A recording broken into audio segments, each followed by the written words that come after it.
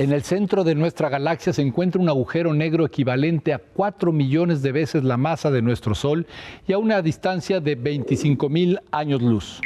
Este gran objeto, que se ubica en la región conocida como Sagitario A, pretende ser radiografiado por una red única de telescopios en la que la participación de países latinoamericanos es de suma importancia. Veamos de qué se trata. Hoy estoy muy contenta desde el Instituto de Astronomía de la Universidad Nacional Autónoma de México y voy a platicar con un investigador, él se llama Laurent Loinard y él es investigador del Instituto de Radioastronomía y Astrofísica de la UNAM en Morelia, en el estado de Michoacán, por supuesto. Y bueno, vamos a platicar de un tema sumamente interesante para la astronomía en general y pues también que está teniendo una participación importante, investigadores e infraestructura en México y también en Chile, que es otro país latinoamericano que está participando en el proyecto del telescopio de Horizonte de Sucesos. Este proyecto es un proyecto internacional que involucra a muchos países en todo el mundo, en Europa, en Estados Unidos, en Asia, en América Latina, cuya finalidad es obtener la primera imagen de un agujero negro supermasivo. Entonces, esto se consigue observando específicamente un agujero negro, el que está en el centro de nuestra galaxia, que se llama Sagitario A estrella, simultáneamente con muchos telescopios en todo el mundo y después combinando las señales de todos estos telescopios para reconstruir una imagen con una nitidez extraordinaria, ¿no? Mucho más alta que se podría obtener con un solo telescopio. ¿Cuántos telescopios y cuántos países están participando? Países, muchos, decenas de países. Telescopios, más o menos una decena. Están, un telescopio aquí en México, en la Sierra Negra. Está el telescopio de ALMA en Chile. Están varios telescopios en Hawái, en la isla de Hawái. Varios telescopios en Europa, en Francia, en España. Varios telescopios también en Estados Unidos, en la costa oeste, en California y en Arizona. Y un telescopio en el Polo Sur.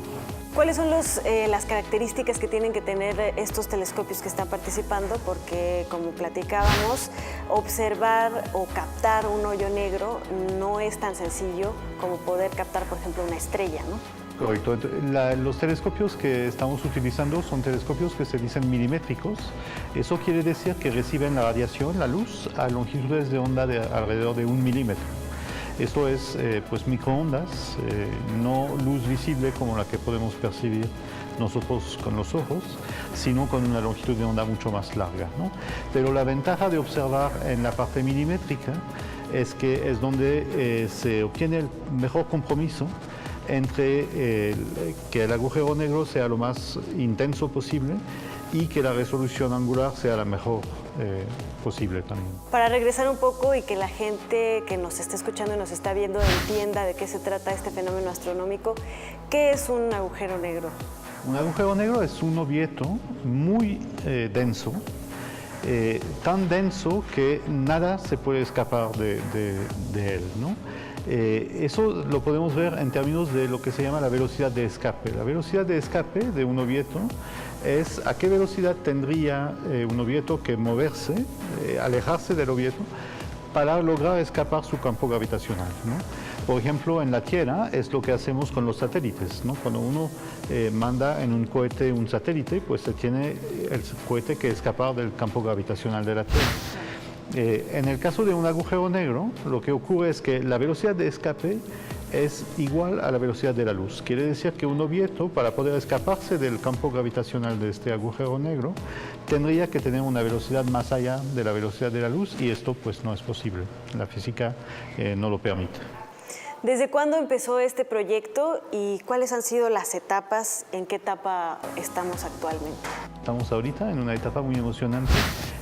Empezó más o menos a mediados de los años 90, cuando varios investigadores empezaron a tener esta idea de conjuntar varios telescopios milimétricos para observar un agujero negro, ¿no? Para obtener la primera imagen de un agujero negro.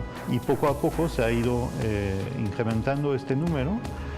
Ahorita estamos alrededor de una decena de telescopios. La etapa muy importante en la que estamos ahorita es una etapa donde se incorporó este telescopio de Chile que se llama ALMA, que es un telescopio muy grande que aporta mucha sensibilidad, permite ver objetos mucho más débiles. Se incorporó también el año pasado el gran telescopio milimétrico en México y el telescopio del Polo Sur al mismo tiempo. Entonces, estas adiciones nuevas, recientes, han cambiado realmente muchas cosas sobre ese instrumento. Específicamente sobre la participación del telescopio mexicano y los investigadores mexicanos, coméntenos un poco más. ¿Qué es lo que hace concretamente el Gran Telescopio Milimétrico y cuántas personas participan, cuántos mexicanos o investigadores aquí en México están participando? Son quizás alrededor de una docena de investigadores, técnicos, ingenieros mexicanos que han participado en este proyecto. El papel del telescopio milimétrico es muy importante porque justamente geográficamente se encuentra más o menos en el centro de todos estos telescopios, ¿no? Los telescopios de Estados Unidos están más al norte, Chile está más al sur, etc. Vale la pena decir que una de las estudiantes que participó en este proyecto, que ya terminó su doctorado, ganó el premio de la mejor tesis de doctorado de la Unión Internacional Astronómica, ¿no? Es un organismo que abarca todos los centros astronómicos del mundo y pues Gisela Ortiz es su nombre, ganó el premio de la mejor tesis de doctorado a nivel mundial, ¿no? Entonces ha sido realmente un éxito este proyecto, tanto para efectivamente fomentar la investigación a nivel nacional y también para los estudiantes. Estaremos muy pendientes de los siguientes resultados de este telescopio. Con mucho gusto. Gracias por la invitación.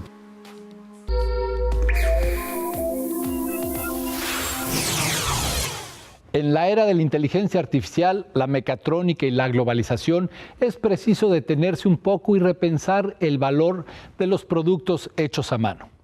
¿Qué misterioso valor agregado poseen las artesanías imposible de replicar en la producción industrial? ¿Cómo proteger esta manifestación milenaria del ser humano ante el embate de la producción masiva? Veamos la siguiente exposición en Perú.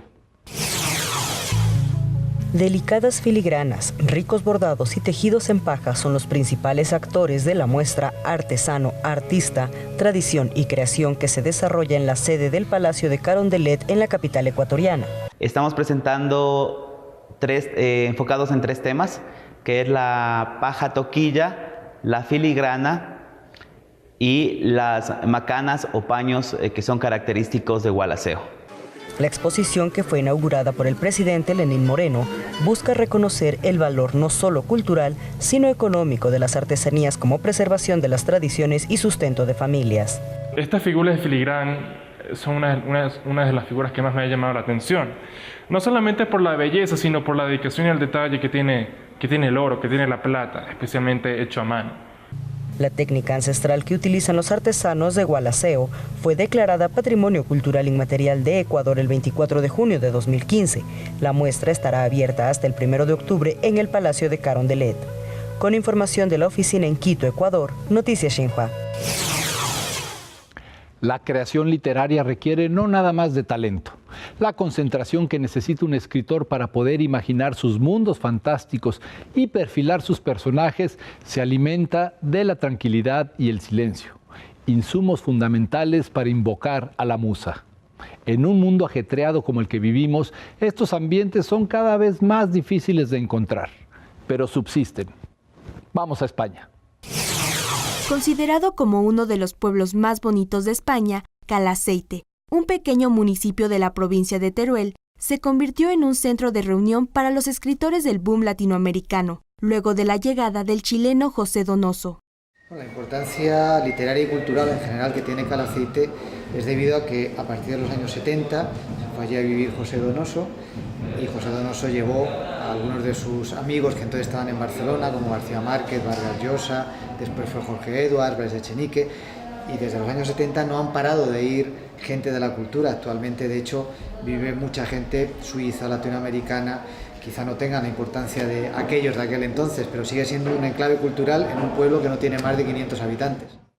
Entre grandes casas de piedra del siglo XVI y XVII, anualmente se hacen encuentros de cine y literatura, donde desfilan grandes figuras de la cultura actual como Ian Gibson, Juan Manuel de Prada, Ana María Matute y Carlos Franz.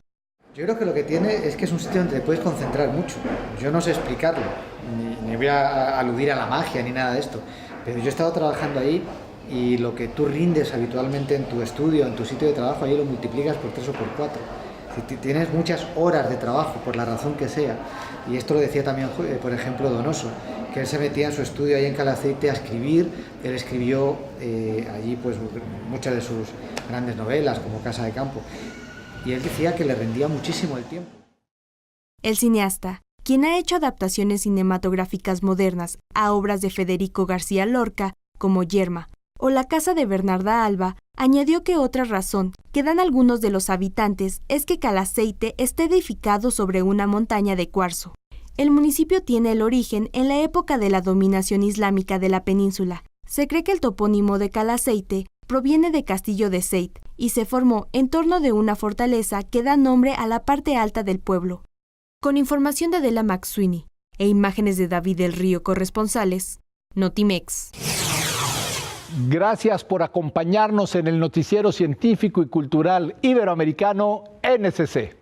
Agradecemos a los socios de ATEI que a través de sus plataformas hacen posible este noticiero, al igual que a las agencias informativas AFP, EFE, Notimex, Xinhua y al servicio informativo Deutsche Welle.